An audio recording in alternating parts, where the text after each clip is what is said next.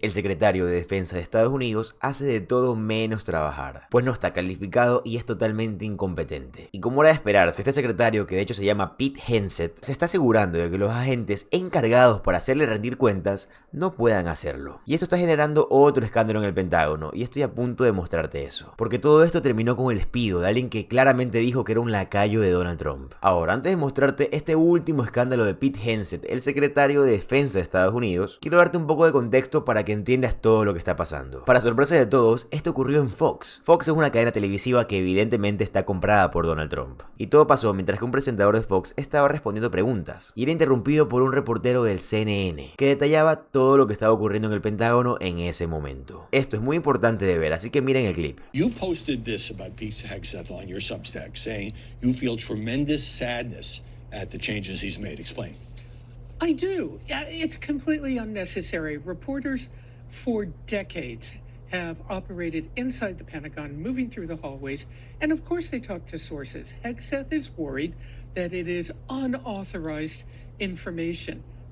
That's conversation. That's reporting. But the suggestion here is that your reporters, of which you were one for decades, are looking to vacuum up secret or classified documents by walking in those halls. Impossible to do. Reporters have no access to classified areas. Those are locked. I'm not aware of any instance in which a reporter has accessed classified information in the Pentagon by moving through the hallways and going into classified areas. Hegseth is embarrassed. He's embarrassed by certain events. He's embarrassed by there's so much exposure to the information classified by all accounts that he posted on Signalgate about that air attack in Yemen. He's embarrassed that information came out that he was going to meet with Elon Musk and brief him on China. You know, even today, as you and I sit here and talk, the Ukrainians are bombing Russian strategic bombers deep inside Russia. Could be a response by Putin. Maybe the defense secretary wants to think, it's up to him, about spending more time thinking about these national security matters than the PR structure, if you will, of his press operation. Well, of course, Secretary Hegseth has dismissed as a distraction the whole business about Signalgate. And by the way, we asked for a response from the Pentagon, didn't get any response at all. He has also held the grand total of one news conference since taking over at DOD. Does that matter? It matters. And let me, why, it's a great question. Why is this so important? Why is this? The average person out there saying what? A lot of people don't don't like the news media. Here's the bottom line. The U.S. military swears an oath to defend the Constitution, the First Amendment. That includes nothing to abridge freedom of the press. So this is a life and death issue for the U.S. forces, and that makes it a life and death issue for the media, which often accompanies them. This is about the constitutional requirement to maintain a free press in this country. That is what America's all about. So let me just offer this thought. The next time U.S. troops, all geared up for combat, board some transport plane in the middle of the night to go somewhere, the Pentagon Press Corps is going to do its job as it does every day. They will be there, they will cover it, as the World Press Corps was. Nobody's going away. Esto fue un excelente informe de Barbara Starr. Ella era la presentadora de CNN que apareció en Fox y dio un informe muy detallado sobre lo que esto es, un escándalo en el Pentágono. Y por supuesto que Pete Hegseth, el secretario de Defensa Nacional, no lo ve de la misma forma. Y está haciendo todo lo que puede para tergiversar la narrativa real. Pero créanme que este hombre es tan incompetente que ni siquiera eso puede hacer bien. Solo escuchen lo que dijo recientemente en su última entrevista en Fox. Este hombre es un caso inigualable de incompetencia humana. Miren el clip. Orders we give to the plans we discuss. There's a reason why our nation's most closely held secrets are contained in certain places with only access from certain people. Nobody takes that more seriously than me. If there's one thing I've sort of been offended by, I don't get offended by much. I'm here to do my job for the president, for the country, is this idea that I don't take classification or I don't take clearances seriously. Nobody takes it more seriously than me. And we make sure that's infused through how we operate. And we do everything we can to deliver on behalf of the American people that way. All right, en serio, Pete Hegseth, el hombre responsable no de uno, sino de dos escándalos de Signalgate. Por si acaso, Signalgate es un caso que hubo hace poco en el cual se filtró información militar extremadamente privada. ¿Y quién creen que estuvo involucrado en estos dos casos?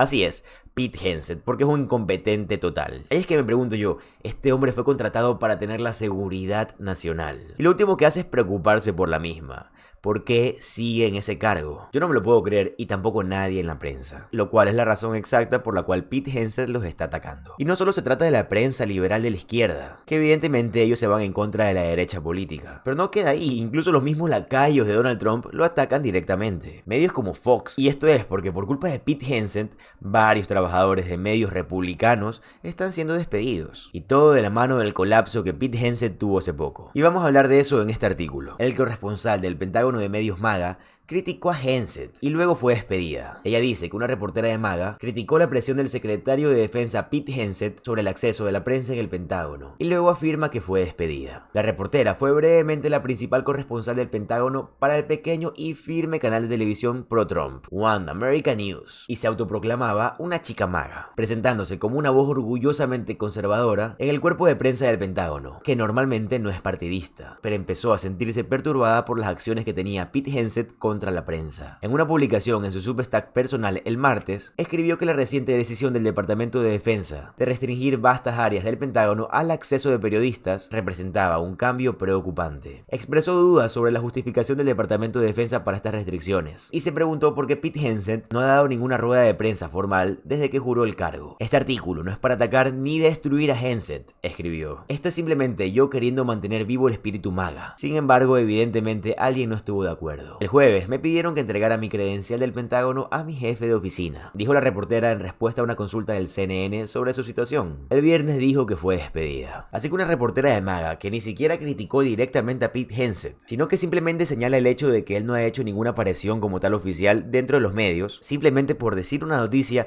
y evidentemente siendo alguien que apoya a MAGA, o sea que apoya a Donald Trump, fue despedida de su cargo. ¿Qué podemos pensar de personas que despiden a personas que lo apoyan? Y esta reportera estaba pidiendo acceso para poder seguir dando reportajes pro-Trump, pero aún así fue despedida. Todos sabemos que esta organización, aparte de ser criminal, es totalmente desleal. ¿Qué pasó con esto de que este era un partido extremadamente leal? ¿Dónde quedan todas esas palabras? Supongo yo que esas palabras quedan justamente al lado de todas las propuestas de campaña que dijo Donald Trump, porque ninguna se está cumpliendo. Lo que está pasando actualmente en Estados Unidos y con esta administración es totalmente vergonzoso. Esta administración está totalmente aterrada de rendir cuentas, incluso a sus mismos simpatizantes. Tanto así que prefieren despedir a personas que lo apoyan antes de responder preguntas. Esto deja claro que una gran palabra para describir a esta administración, aparte de corrupta y criminal, es una administración vergonzosa. Da mucha pena toda esta administración, especialmente en el escenario mundial, porque sí, los países están viendo a Estados Unidos como un país débil, un país incierto y un país que no se puede sostener por sí mismo actualmente. Y Laurel O'Donnell habló sobre el tema de los aranceles de Donald Trump. Así que quiero que veas este clip y le prestes mucha atención. Presidents are empowered by law to make very minor,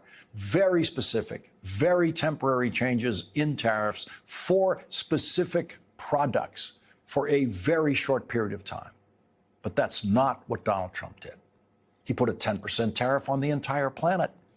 Congress could do that. They could pass an economically idiotic 10% tariff on the entire world. But even the Republican Congress isn't that stupid.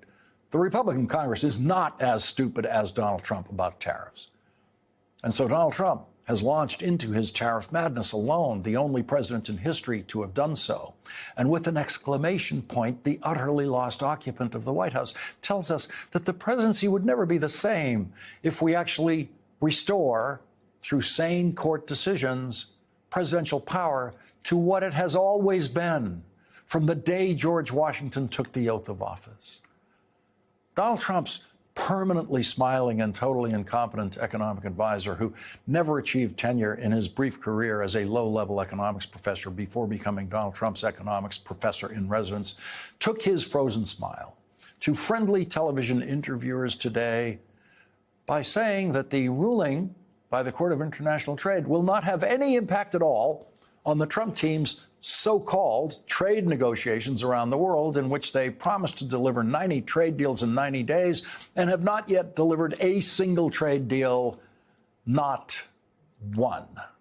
And while the childish, by standards of the economic profession, Kevin Hassett, was publicly spewing his nonsense about a court ruling against the Trump tariffs having no effect on the countries that the Trump team is trying to negotiate with, of course, Of course, the Trump team was in court putting in writing exactly the opposite.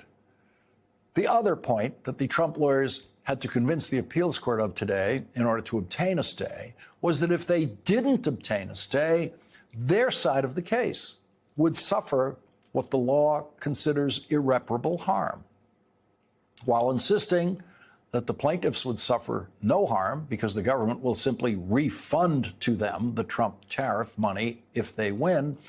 The Trump lawyers insisted that Donald Trump was already suffering harm to his so-called trade negotiations by the ruling of the Court of International Trade, because it takes away what the Trump lawyers called the credible threat, that was their phrase, credible threat of Donald Trump's tariffs, which means that, quote, foreign counterparts will have reduced incentives to reach meaningful agreements. The Secretary of State, Secretary of Treasury, and U.S. trade representatives similarly explained that the trade negotiations currently ongoing with dozens of countries are in a delicate state and could be shattered by an injunction against the tariffs. So there was the smiling clown of Trump economic policy on television, telling you the ruling by the court has no effect at all on their negotiations with other countries, while at exactly the same time, the Trump Justice Department lawyers are in court telling the appeals court that the negotiations with other countries have been shattered by the court ruling against the Trump tariffs. Quote, those negotiations are premised on the ability of the president to impose tariffs under the International Emergency Economic Powers Act. Just another day in Trump land. The Trump clowns on TV saying one thing, the Trump lawyers functionally under oath in court saying exactly the opposite. And the goofy chaos agent at the center of it all, not having the slightest idea what he's doing or what the people on his team in court are saying. Donald Trump is lost in the White House tonight. He is lost in the madness of his trade war. He does not have and has never had the mental capacity to comprehend a single element of what it actually means to be president of the United States. Donald Trump makes every president who preceded him look better, including the criminal Richard Nixon, who was not half as criminal as Donald Trump, who, unlike Richard Nixon, has actually been convicted of crimes and Richard Nixon was supremely competent compared only to Donald Trump. Me da mucha rabia la situación económica que está pasando Estados Unidos, ya que es totalmente injusto que estén pasando por todo esto. Estados Unidos tiene el potencial para ser potencia económica otra vez, pero actualmente es simplemente el hazmerreír del mundo. Si tú vives en Estados Unidos y tienes influencia o tienes el cómo o eres una persona que ya es ciudadana, te recomiendo que alces la voz. Créeme que vas a ser escuchado, aunque parezca que no. A mí hacer estos videos me da un poco de miedo por todo lo que me puede pasar. Soy un hispanohablante y claramente no parezco nacido en Estados Unidos, pero me alegra saber que estoy diciendo cosas que en la televisión no salen y mucho menos en televisión hispanohablante. Así que siento que estoy ayudando con mi pequeño grano de arena dándote esta información todos los días. Y de la misma forma te quiero pedir, si me quieres ayudar de alguna forma, te agradecería que te suscribas al canal. Créeme que significa mucho para mí. Y está de más decirlo, pero subo contenidos de política estadounidense todos los días. Recuerda que mi nombre es José Alvarado, soy economista y estoy comprometido a informarte diariamente. Nos vemos en el siguiente video. Adiós.